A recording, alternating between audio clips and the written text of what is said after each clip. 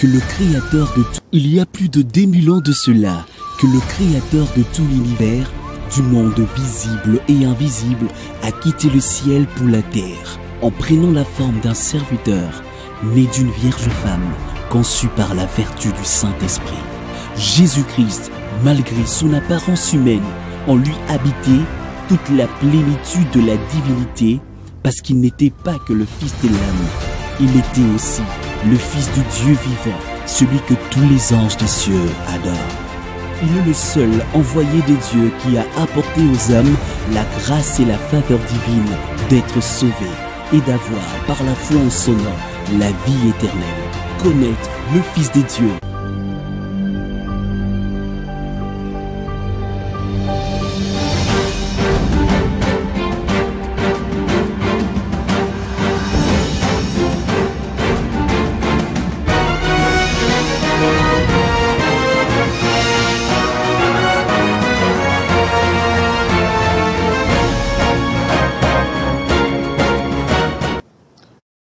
Je vous salue dans le nom précieux de notre Seigneur et Sauveur Jésus-Christ. Vous tous qui aimez votre mère chaîne chrétienne ZM, dans son émission Posons les fondements, je vous souhaite une très bonne soirée. Moi, c'est le pasteur Cédric Lukusa. Je suis le pasteur de l'église Temple Chrétien Mont-Carmel. Temple Chrétien Mont-Carmel, nous sommes sur l'avenue Kitega, numéro 110, et précisément dans la commune de Kinshasa, en RDC. Alléluia. C'est là où nous nous réunissons d'ailleurs chaque mercredi et vendredi de 17h30 à 19h30. Et les dimanches, nous nous réunissons de 8h juste jusqu'à 11h30. Nous ne cesserons pas de le dire, l'émission Posons les fondements, c'est une émission de maturité, une émission d'enseignement. Parce que nous avons constaté que dans la plupart des églises aujourd'hui, la plupart des prédicateurs sont plus des exhortateurs que des enseignants. Alors que la Bible dit, le Seigneur Jésus-Christ lui-même, il enseignait, il prêchait, il guérissait les malades et il opérait divers miracles. Donc on ne peut pas enlever l'enseignement du ministère de Christ. De même, en Matthieu 28, le verset 19, l'Écriture dit, allez, faites de toutes les nations mes disciples, les baptisant au nom du Père, du Fils et du Saint-Esprit, enseignez-leur à observer tout ce que je vous ai prescrit. Enseignez-leur. C'est ça la recommandation de Jésus-Christ. C'est que nous devons enseigner à tous les disciples ce que Jésus-Christ nous a prescrit, c'est-à-dire sa doctrine. Et la doctrine de Christ est comparable à un fondement. C'est pourquoi nous sommes là dans cette émission Posons les fondements. Ça fait quelques semaines, nous avons commencé un sujet très merveilleux, un sujet très capital, personnellement, que j'aime beaucoup. Et nous encourageons encore tous les hommes de Dieu qui nous appellent, qui nous écrivent pour nous encourager, qui apprécient quand même le travail que nous sommes en train de faire dans cette émission Posons les fondements. Nous recevons vraiment vos encouragements, vos SMS, vraiment avec beaucoup de joie, et que le Seigneur Dieu vous bénisse aussi davantage. Alors, nous avons commencé le sujet intitulé le passé, le présent et l'avenir d'Israël. Le passé, le présent et l'avenir d'Israël.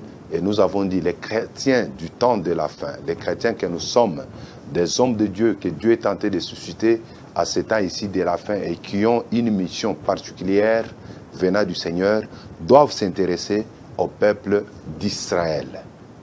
Et nous avons tiré notre sujet en Matthieu chapitre 24, à partir du verset 32. Je vous prie d'ailleurs de les lire encore pour une bonne compréhension. Mais vous êtes sans ignorer qu'aujourd'hui, c'est déjà la 6e partie de cette émission. Donc il y a déjà 5 parties que nous avons déjà tournées ici. Et si vous voulez les retrouver, il suffit tout simplement de recourir à notre chaîne YouTube, Pasteur Cédric Lukusa, officiel. Entrez là-bas, vous allez retrouver tout ce que nous avons y à parler dans le premier numéro jusqu'au 5e numéro. Que le Seigneur vous bénisse. Disons Matthieu 24, 32 à 35. Instruisez-vous par une comparaison du figuier. Dès que ces branches deviennent tendres et que les feuilles poussent, vous savez que l'été est proche. De même, quand vous verrez toutes ces choses, sachez que le Fils de l'homme est proche à la porte. Je vous l'ai dit en vérité, cette génération ne passera point, que tout cela n'arrive. Les ciels et la terre passeront, mais mes paroles ne passeront point. Les ciels et la terre passeront, mais les paroles de Christ ne passeront point. Dans cette écriture, dans ce chapitre 24, Jésus a donné plusieurs signes précurseurs de sa seconde venue. Mais arrivé à ce verset 32, il nous dit, nous devons veiller sur les figuiers. Parce que quand ces feuilles vont devenir tendres, nous sommes tous d'accord que l'été est déjà proche. C'est vraiment très important. C'est ainsi que nous avons montré que ce peuple d'Israël était aussi symbolisé par trois arbres pratiquement, parmi lesquels figure le figuier. C'est par là d'ailleurs que nous allons commencer aujourd'hui, parce que je vous avais promis que je devais vous parler à un certain moment avec l'évolution de notre thème sur les arbres qui symbolisaient Israël. Alors nous avons déjà fini la partie du passé d'Israël, qui était un passé glorieux. Israël avait la promesse, il avait les patriarches, il avait l'adoption, la gloire, ainsi de suite. Mais dans le présent, c'est là où nous sommes. Nous avons vu qu'Israël a rejeté le Messie. Et nous avons vu, au travers même de la parabole des serviteurs méchants et dans la parabole des noces, nous avons vu comment Israël s'est comporté au travers de ces paraboles en rejetant catégoriquement le Messie, sauf ce que nous appelons les faibles restes, c'est-à-dire les pierres, les gens, quelques juifs tout simplement, qui ont reconnu Jésus-Christ comme étant leur Messie, leur Seigneur, leur Sauveur, ainsi que leur Dieu. Mais Israël, comme nation, avait rejeté le Christ. Alors, aujourd'hui, nous allons voir les rejets du Messie par Israël. Quelles en sont les conséquences? Est-ce qu'il y a-t-il des conséquences lorsqu'Israël a rejeté le Messie? C'est ça la problématique que nous allons voir aujourd'hui. Mais avant d'y arriver, nous disons qu'il y a dans la Bible 3 arbres qui identifient Israël. Israël dans la Bible est identifié au travers de 3 arbres. Le premier arbre, il s'agit de l'olivier. Le deuxième arbre, c'est la vigne. Et le troisième arbre, c'est le figuier. Et chacun de ces arbres cache un des aspects de la vie d'Israël. Par exemple, lorsque Israël est symbolisé par l'olivier, l'olivier parle de la vie spirituelle d'Israël. L'olivier parle ou symbolise la vie spirituelle d'Israël. Et cette vie spirituelle d'Israël est caractérisée par des promesses. L'olivier parle de la vie spirituelle d'Israël, et la vie spirituelle d'Israël est caractérisée par des promesses. Lisons par exemple en Romains chapitre 11. Romains chapitre 11, le verset 17. Je vais lire encore le verset 24. Et Romains 11, 17. La Bible dit: mais si quelques-unes de branches ont été retranchées, et si toi qui étais un olivier sauvage, tu as été greffé à leur place et rendu participant de la racine nourricière de l'olivier, ne te glorifie pas aux dépens de ces branches. Si tu te glorifies, sache que ce n'est pas toi qui portes la racine, mais c'est la racine qui te porte. Je lis le verset 24. Si tu as été coupé de l'olivier sauvage, selon sa nature, et greffé contrairement à ta nature sur l'olivier franc, à plus forte raison, eux seront-ils greffés selon leur nature sur leur propre olivier. Vous voyez un peu cela? Donc, vous voyez que la vie d'Israël est symbolisée ici pratiquement à l'olivier. Et on l'appelle l'olivier franc. Et les autres, les gens des nations, étaient appelés l'olivier sauvage. Alléluia. Donc vous voyez que quand on parle de l'olivier, il s'agit précisément de la vie spirituelle d'Israël qui était caractérisée par des promesses. Mes frères, la difficulté que beaucoup des hommes de Dieu ont, c'est la compréhension des promesses liées à Israël. La confusion est tellement grande, surtout à ce temps ici que nous vivons, ce temps ici de la fin. La confusion, elle est grande, parce que souvent, les prédicateurs n'arrivent pas à mettre la différence entre Israël, l'Église et les nations. Ces trois entités prophétiques sont d'une importance très capitale. J'en reviendrai avec beaucoup de force lorsque nous allons commencer à aborder les sujets à caractère prophétique, apocalyptique, ainsi de suite. J'y reviendrai avec beaucoup de force. Mais il est nécessaire de connaître que dans la Bible, le monde est subdivisé en trois entités. Nous avons les nations. Quand on parle des nations, nous considérons les nations païennes, tous ceux qui ne croient pas en Dieu, tous ceux qui ne croient pas en Jésus, ils sont appelés les gens des nations. Et la deuxième entité, c'est Israël. Vous voyez un peu cela? Israël qui est issu de la source qui est Abraham. Vous voyez un peu cela? Et précisément du fils de l'un des fils de Noé appelé Sem. C'est là la généalogie pratiquement d'Israël est sortie. Vous voyez un peu cela? Alors Israël, c'est un peuple qui s'est tiré parmi les nations. Parce que Dieu dit en Exode 19, verset 5, « Si tu observes ce que je vous ai prescrit, si tu gardes mon alliance, je ferai de toi une nation sainte. Je te mettrai à part. » Vous voyez un peu cela? « Je ferai de toi une nation sainte. » Et Israël a été tiré parmi les nations pour devenir maintenant le peuple de Dieu. Et maintenant, regardez ce qui se fait. Quand Jésus-Christ vient, en Jean chapitre 1, le verset 12, la Bible dit à tous ceux qui l'ont reçu, à ceux qui croient en son nom, la parole, la lumière a donné le pouvoir de devenir enfant de Dieu. Alors aujourd'hui, la porte n'est plus fermée. Tout celui qui croit en Jésus-Christ, que ce soit parmi les nations, que ce soit parmi les enfants d'Israël, il entre dans une nouvelle entité que nous appelons maintenant Église. Alléluia. Donc dans l'Église, il y a tous les noms de tous ceux qui ont cru en Jésus-Christ. Que ce soit parmi les nations païennes, que ce soit parmi les Juifs, tous les croyants, ils sont appelés membres de l'Église. Et vous ne devez pas oublier. Et quand il s'agit maintenant des promesses, il y a des promesses pour les nations, il y a des promesses pour Israël, il y a des promesses pour l'Église. Il ne faut pas confondre beaucoup de choses. Et directement, en entrant en jeu, vous allez voir que dans l'Ancien Testament, que nous aimons bien appeler Ancienne Alliance, il n'y a aucune promesse de l'Église.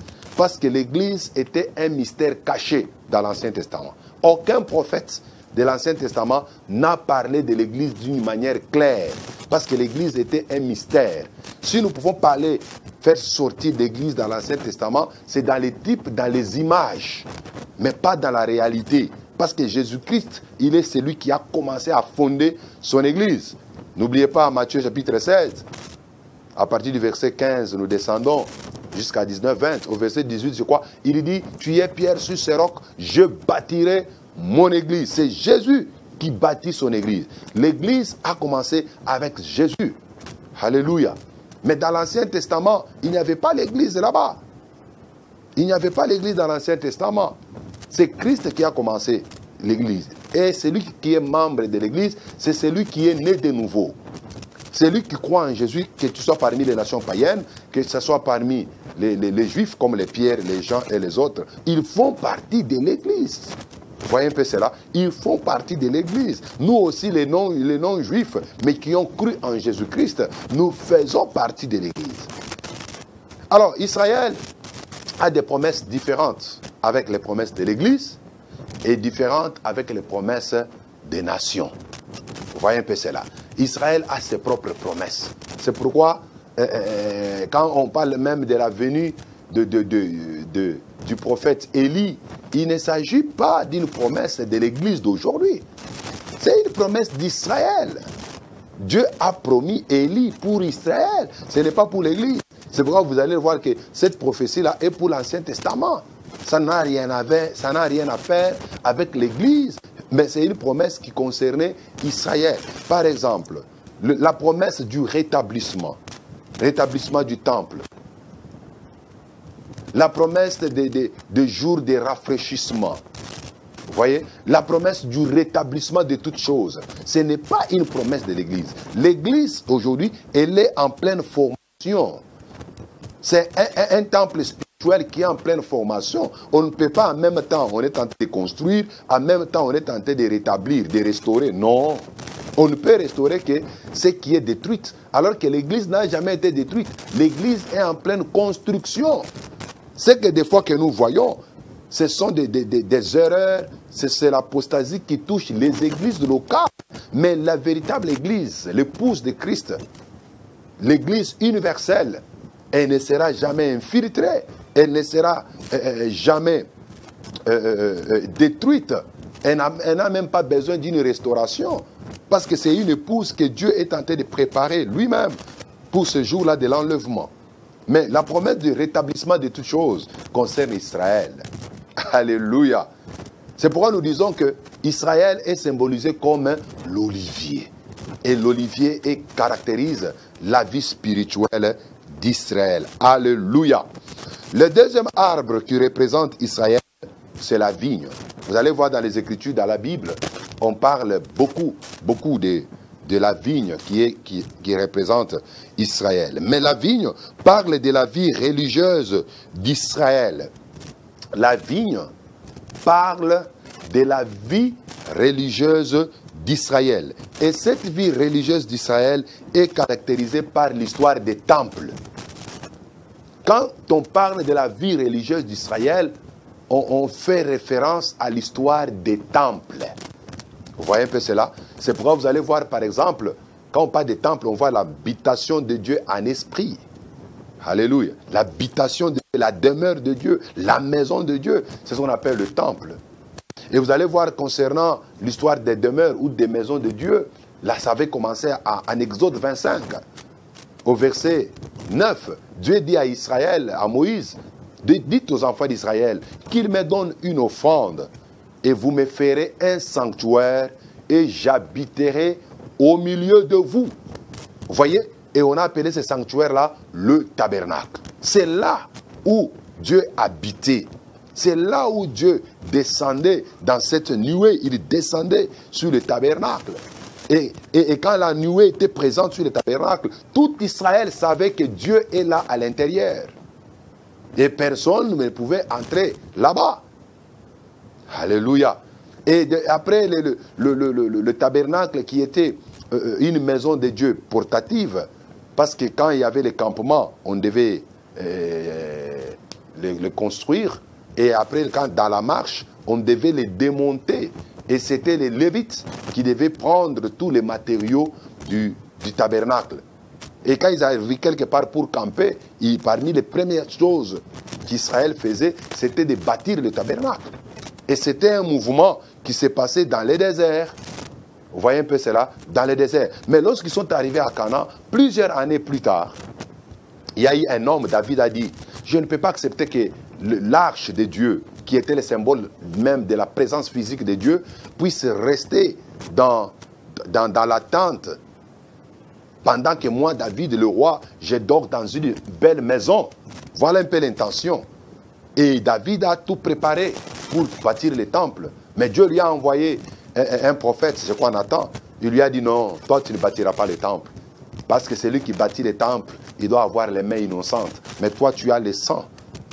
Mais ton fils qui vient après toi, il bâtira le temple. C'est comme ça que Salomon est venu. David a tout préparé et il a laissé à Salomon. Et quand Salomon a hérité le trône de son père, il est le premier à bâtir le premier temple que nous aimons tous appeler le temple de Salomon. C'était un merveilleux, un édifice terrible. Quand il a fini à construire, il a fait la prière, la même nuée qui descendait sur le tabernacle était descendue encore sur le temple. pour montrer que Dieu avait agréé le travail que Salomon avait fait. Parce qu'il devait aussi tout faire selon les modèles qu'il avait vus au ciel. Alléluia. Et quand il a construit, la gloire de Dieu est descendue, je m'excuse, sur le temple. Vous voyez un peu cela? Et l'histoire du temple a commencé à partir de là. Mes frères, mais à un certain moment, il n'y avait pas de plus beau en Israël que le temple. Il n'y avait pas un édifice, une architecture meilleure en Israël qui pouvait dépasser le temple de Salomon. Tout était beau, tout était parfait. Il y avait de l'or, il y avait des l'airain, il y avait beaucoup de choses qui coûtaient cher. Il y avait le bois, pas n'importe quel type de bois. Et la construction de ce temple-là était merveilleuse. Et ça avait pris environ 7 ans. 7 ans. Mais lorsqu'Israël n'a pas écouté les prophètes, lorsqu'Israël a commencé à adorer d'autres dieux, oh mes frères, Dieu a envoyé les Babyloniens, l'armée du Nord. Ils sont venus, ils ont envahi Jérusalem, ils ont détruit la muraille, ils ont détruit même le temple. Ils ont détruit le temple de Salomon. Ce qui était beau a été renversé. C'est pourquoi d'ailleurs, à un moment, Asaph a commencé à pleurer dans ce chant, en psaume 74. Il dit, mais jusqu'à quand, Seigneur, jusqu'à quand l'ennemi outragera-t-il ton sanctuaire? Jusqu'à quand l'ennemi mettra-t-il son feu dans ton sanctuaire? Nous ne voyons plus nos signes ont été détruits et l'ennemi a remplacé nos signes par ces signes. Oh mes frères, c'était terrible. Les temples, ce qui faisait la beauté d'Israël, a été renversé. Mais Dieu, comme il reste Dieu, et comme les temples avaient toujours la promesse d'être rétablis, c'est comme ça que Dieu a suscité encore d'autres serviteurs, des sacrificateurs et des prophètes. Il y a eu même des gouverneurs. Et c'est lui qui est parvenu à achever le deuxième temple, c'est Zorobabel, en compagnie avec les sacrificateurs Josué. Je suis déjà en Zacharie chapitre 4. Lorsque Zorobabel est venu, malgré que c'était dans un temps difficile, il a réussi quand même à rebâtir le temple de Salomon. C'est ce qu'on appelle le deuxième temple, qui est le temple de Zorobabel. Zorobabel. Quand il termine ce temple, mes frères, plusieurs années encore après, il y a eu un roi, Antiochus Épiphane. Il est venu, il a souillé ce temple-là. Il a offert le porc sur l'autel de Dieu. Il a renversé l'autel de Dieu. C'est ce qu'on appelle l'abomination de la désolation. Lorsqu'il a fait ça, c'était compliqué. C'était compliqué. Le temple a perdu encore sa beauté. C'est comme ça que la purification du temple devait se faire par les gens que vous connaissez bien, les Maccabées et les autres. C'est vraiment historique. Et le temple de Zorobabel est appelé le temple, le deuxième temple. Maintenant, après cela, il y a eu un empereur, Hérode, un empereur romain. Lorsque lui il est venu, il n'a pas construit un autre temple. C'est là où beaucoup de gens ne comprennent pas. Hérode n'a pas construit le troisième temple. Le temple d'Hérode, c'est ce temple-là que Jésus avait trouvé. C'est ce temple-là où Jésus allait avec ses disciples. Mais le temple d'Hérode, c'est juste une amélioration du temple de Zorobabel. Qu'est-ce qu'Hérode a fait? Il a ajouté dans le parvis les parvis des femmes et les parvis des nations. Parce que dans la construction du temple de Zorobabel, dans son rétablissement, il n'y avait pas la partie des femmes et des étrangers, les prosélytes, c'est-à-dire les gens des nations qui se sont convertis au judaïsme. Alors, Hérode, lui, est venu, il a ajouté au niveau du parvis seulement la partie des femmes et la partie des étrangers ou bien des nations. C'est pourquoi on a appelé ça le temple d'Hérode. Et cette amélioration-là avait pris environ 46 ans. C'est pourquoi lorsque Jésus disait aux Juifs, détruisez ces temples, je les rebâtirai dans 3 jours, les Juifs ne comprenaient pas. Ils se disaient, mais qu'est-ce qu'il est en train de raconter? Ça a pris à Hérode 46 ans pour le construire, mais lui il dit de les détruire. Alors qu'il ne comprenait pas que Jésus était en train de parler du temple de son corps. Alors, le temple d'Hérode, c'est le deuxième temple toujours, mais amélioré. Mais Dieu avait promis Parce qu'Israël, ils avaient changé ce temple-là d'Hérode en un marché. Vous vous rappelez que Jésus avait pris même le fouet en Jean chapitre, je crois, 2. Il est tenté dans les temples, il a renversé les tables des monnaies, d'échange, ainsi de suite. Il a dit, la maison ici, c'est la maison de l'Éternel. Mais vous, vous en avez fait une caverne de voleurs. Alléluia. Et comme ce temple-là a été souillé, Dieu a envoyé encore des... Jésus avait dit, il ne restera pas temple et pierre sur pierre qui ne soit renversé. Ce temple a été encore détruit sérieusement en l'an 70 par le général Titus. Et Israël maintenant attend le troisième temple. Nous en parlerons dans l'avenir d'Israël. Il attend la reconstruction du troisième temple. Donc vous voyez que la vigne qui représente la vie religieuse d'Israël, elle retrace l'histoire des temples pour les enfants d'Israël. Et c'est ce que je viens de faire. Alléluia. Alors, le troisième arbre par lequel on peut identifier Israël, c'est l'olivier, et plutôt le figuier. J'ai déjà parlé de l'olivier, qui représentait la vie spirituelle d'Israël. J'ai parlé de la vigne, qui représentait la vie religieuse d'Israël. Et maintenant, c'est le figuier. Le figuier parle de la vie nationale d'Israël. Le figuier, lui, s'intéresse à la vie nationale d'Israël. C'est pourquoi vous allez voir, par exemple, en Osée,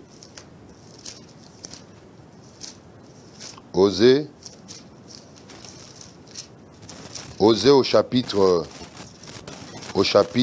11,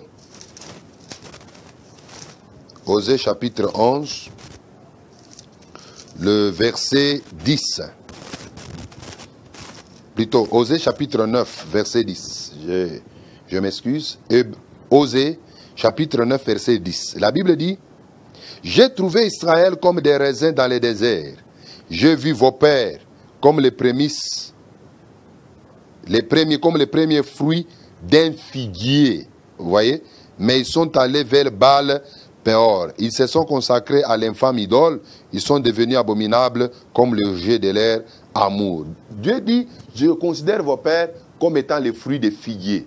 Il les a comparés d'abord aux raisins, c'est-à-dire la vigne, et il les a encore comparés aux figuiers. Donc, les figuiers, nation d'Israël, la vie nationale d'Israël. Regardez maintenant en Deutéronome, chapitre 28, le verset 49 à 52. Dieu, Deutéronome 28,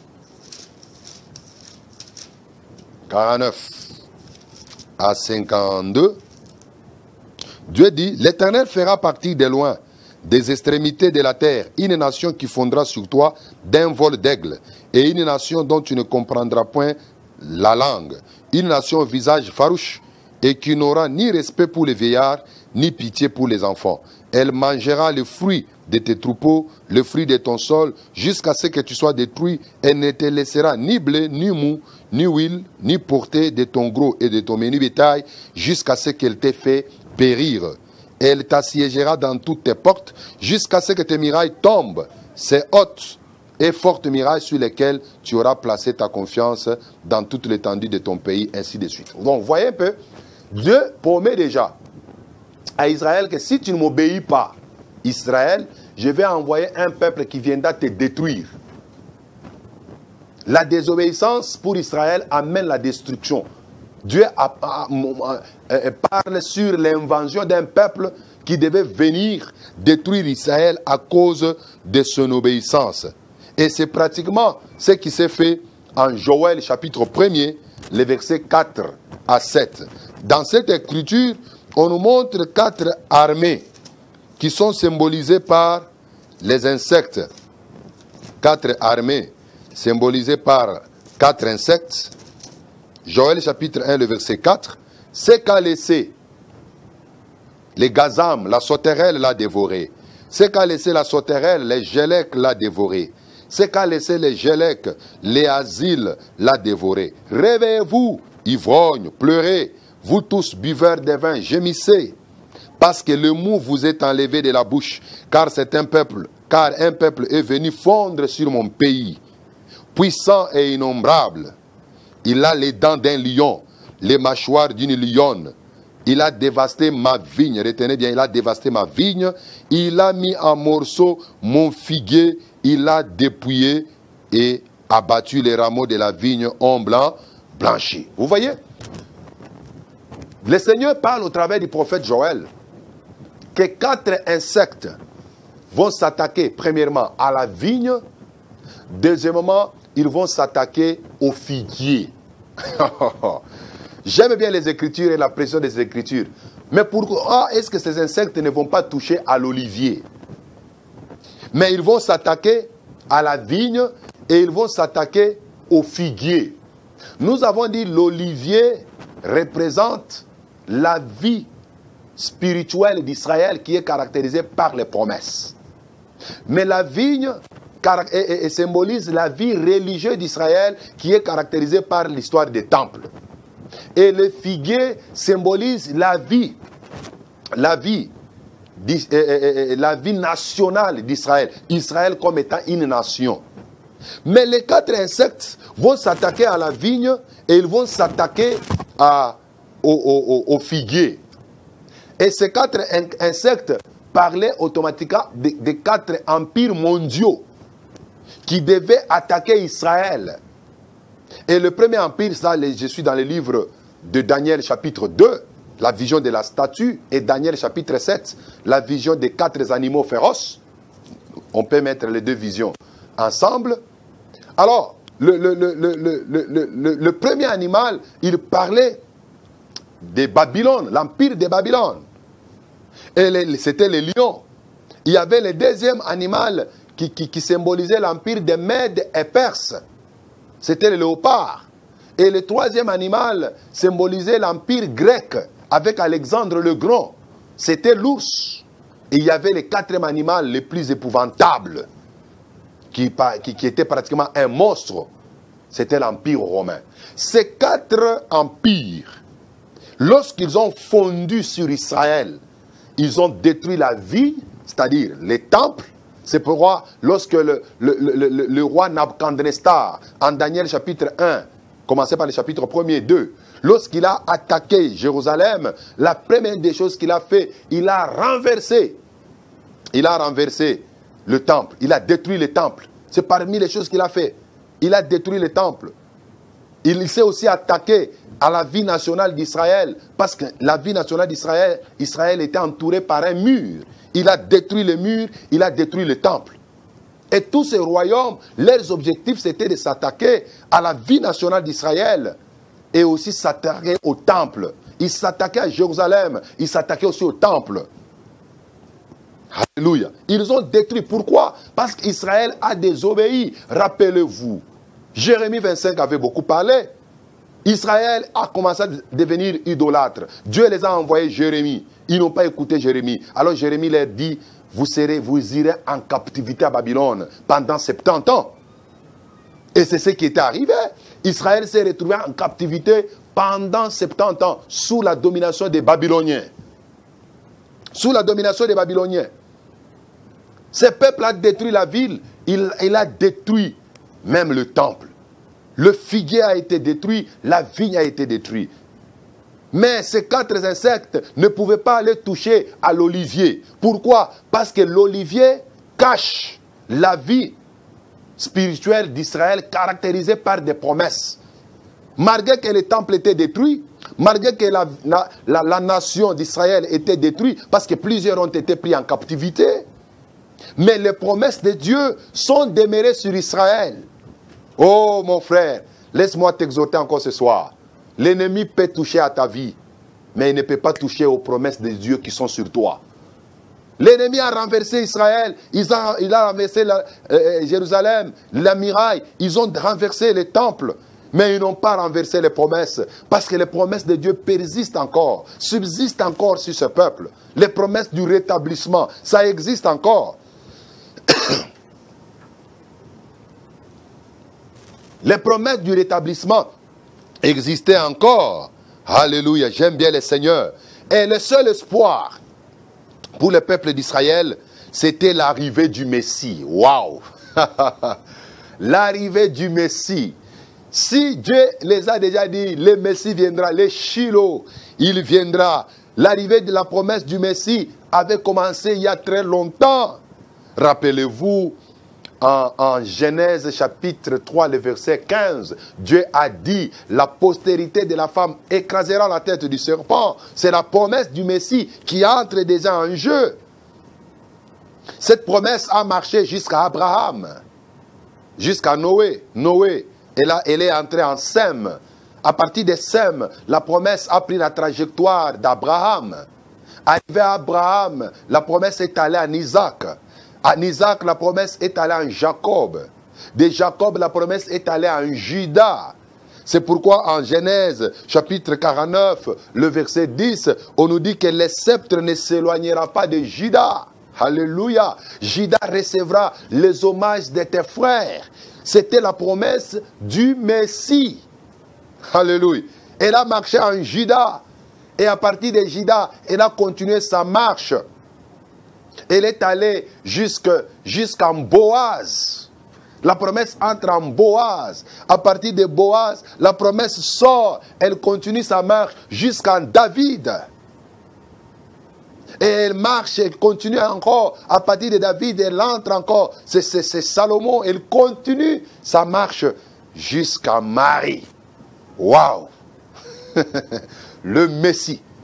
Et en Daniel chapitre 9, le verset 25, lorsque le Seigneur a donné à Daniel cette grande vision des 70 semaines que nous appelons les 70 semaines de Daniel, au verset 25 et 26, il dit, sache-le donc et comprends, depuis le moment où la parole a annoncé que Jérusalem sera rebâtie jusqu'au Messie au conducteur, il y aura 7 semaines et 62 semaines. Les places et les fossés seront rétablis, mais en des temps fâcheux. Après les 62 semaines, le Messie sera retranché et il n'aura pas les successeurs.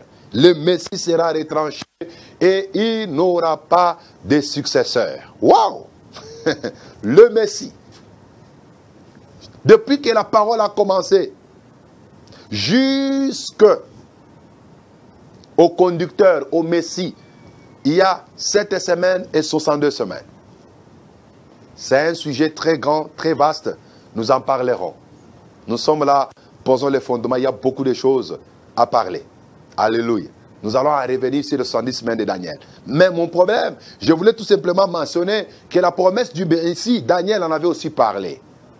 Daniel en avait parlé. Ésaïe en avait aussi parlé. Il dit, une femme concevra. Et mettra au monde un enfant, on l'appellera Emmanuel. Dieu avec nous. Vous voyez un peu cela? La promesse continue.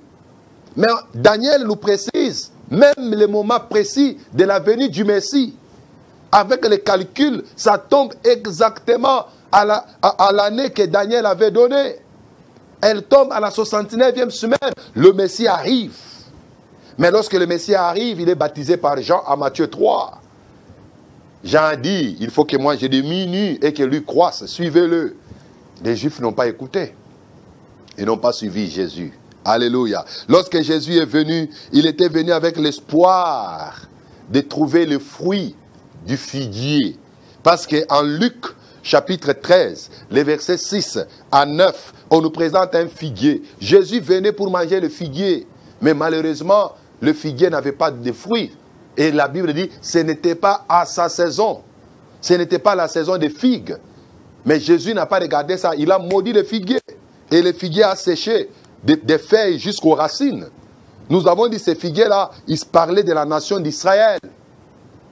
Vous voyez, c'était la nation d'Israël. Au moment où Christ était venu, Israël commençait un peu à revivre. Les temples étaient encore là, malgré qu'ils étaient essuyés. La nation d'Israël était encore là, malgré qu'ils étaient sous la domination des Romains. Mais le seul espoir d'Israël, c'était de reconnaître tout simplement le Messie. Et dès qu'Israël avait reçu le Messie, automatiquement les choses devaient changer. Mais malheureusement, si on peut dire heureusement pour nous, Israël a rejeté le Messie. Ils ont dit, ils l'ont tué. Ils ont dit que son sang soit sur nous, même sur nos enfants. Oh, c'était terrible, mes frères. Ils ont tué le Messie. Ils ont tué l'innocent. Ils ont tué l'innocent. Ils ont tué l'innocent. Jésus était, il est resté comme ça. Israël l'a rejeté. Alléluia. Israël a rejeté. Le figuier qui était planté, pendant 3 ans, il n'a pas donné le fruit. Et les maîtres du figuier voulaient le couper. Mais les vignerons dit, maître, accorde encore à ce figuier une année. Même une année. S'il ne produit pas le fruit, vous allez le couper. Voilà. Les 3 ans là que le figuier n'a pas donné le fruit, c'était le temps de la loi des prophètes et des psaumes. Pendant toute cette période-là, Israël n'a pas donné de fruits. C'est pourquoi ce figuier a été maudit et détruit. Jésus l'a maudit. Jésus a maudit le figuier. Maintenant, mes frères, mon plus grand problème, c'était qu'on étudiait avec vous ensemble. Quand Israël a rejeté le Messie, quelles devraient être les conséquences? Les conséquences du rejet du Messie. Première conséquence, le figuier Israël fut de nouveau maudit. Le figuier qui poussait déjà, mais parce qu'il n'a pas donné le fruit de la foi en Jésus-Christ, Jésus a maudit le figuier. Il a maudit le figuier. Regardez Matthieu chapitre 23. Matthieu 23, 39 et 37 à 39. Matthieu 23, 37 à 39. Jésus entre à Jérusalem. Il arrive à l'entrée de Jérusalem. Écoute ce qu'il dit. Jérusalem, Jérusalem, toi qui tues les prophètes et qui lapides ceux qui te sont envoyés. Combien de fois ai-je voulu rassembler tes enfants comme une poule rassemble sein sous ses ailes et vous ne l'avez pas voulu. Voici votre maison, alléluia, votre maison, votre vigne, votre figuier, alléluia, vous sera laissée déserte, car je vous l'ai dit, vous ne me verrez plus désormais jusqu'à ce que vous disiez, béni soit celui qui vient au nom du Seigneur. Jésus a maudit le figuier, parce que le figuier n'a pas cru en lui. Le figuier a tué le prophète. Le figuier n'a pas donné le fruit. Le figuier a tué Jésus. Israël a tué Jésus. Et Jésus l'a maudit. Et en Matthieu 24, verset 3, la Bible dit, il s'assit sur la montagne des Oliviers. Les disciples viennent en particulier lui poser cette question. Dis-nous, quand cela arrivera-t-il? Quel sera le signe de ton avènement et de la fin du monde? Jésus leur répondit, que personne donc ne vous séduise. Je voulais commencer plutôt par le verset premier. Matthieu 24, 1. Comme Jésus s'en allait au sortir du temple, ses disciples s'approchèrent pour lui en faire remarquer les constructions. Mais il leur dit, voyez-vous tout cela? Je vous l'ai dit en vérité, il ne restera pas pierre sur pierre qui ne soit renversé. Jésus prédit la destruction du temple et de Jérusalem. Il prédit la destruction du temple. Et cette prophétie a été accomplie en l'an 70. Dans l'histoire, on nous dit qu'il y a plus d'1 million de Juifs qui sont morts au travers du général romain appelé Titus. Il a détruit le temple. Il a tué plus d'1 million de Juifs. Et en l'an 132 et 137, il y a eu 500 000 Juifs morts par l'empereur Hadrien. Et lui, il a pris même la charrue, il a fait passer ça sur Israël, sur le temple. Et l'État d'Israël a disparu. Israël a été rayé de la carte. Rayé, Israël a disparu comme une nation. Le figuier a été détruit. Israël a disparu. Il a cessé d'être un État. Il a fallu attendre plusieurs années plus tard. Et là, j'en parlerai dans la troisième partie de notre sujet, l'avenir d'Israël. Mais la deuxième conséquence, c'est que le Messie se tourne maintenant vers les nations pour se choisir un peuple qui portera son nom. Et ce peuple, c'est l'Église. Et c'est Actes chapitre 15, le verset 13 à 15 qui nous dit cela.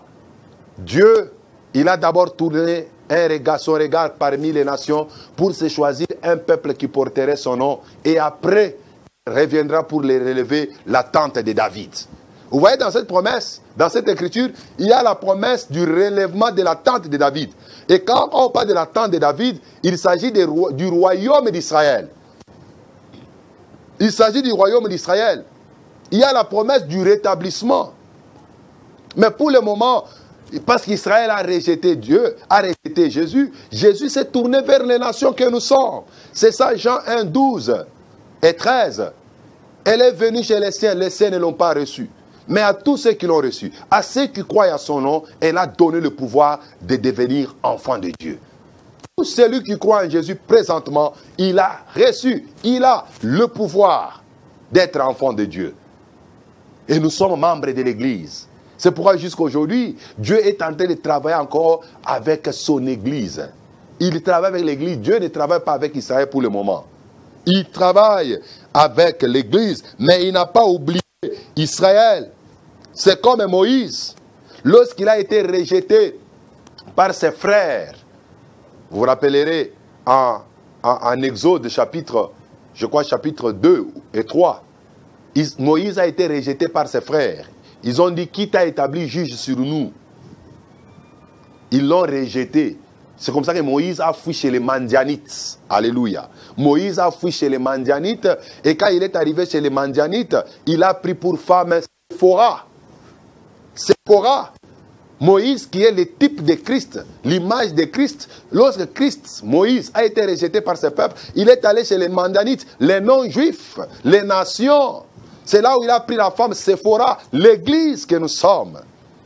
Joseph aussi, il était rejeté par ses frères. Ils l'ont vendu en Égypte. Lorsqu'il est arrivé en Égypte, il a pris une femme là-bas, une égyptienne. C'était toujours l'image de Christ. C'est comme ça aussi Boaz, qui était un juif. Il s'est marié à une Moabite, Ruth. Tout cela était un langage pour montrer que Jésus-Christ, qui est notre époux, il devait à un certain moment laisser son peuple naturel pour se tourner vers nous, les gens des nations, qui étaient considérés comme des chiens, des porcs, des escropiers. Il a choisi, il nous a choisis, il nous a sélectionnés, il nous a lavés, il nous a purifiés et il a fait de nous son épouse. C'est une deuxième conséquence du rejet du Messie par les enfants d'Israël. Mes frères, la question reste, Dieu rejette-t-il Israël pour toujours? Cette question se trouve en Romains 11, versets 1 à 2.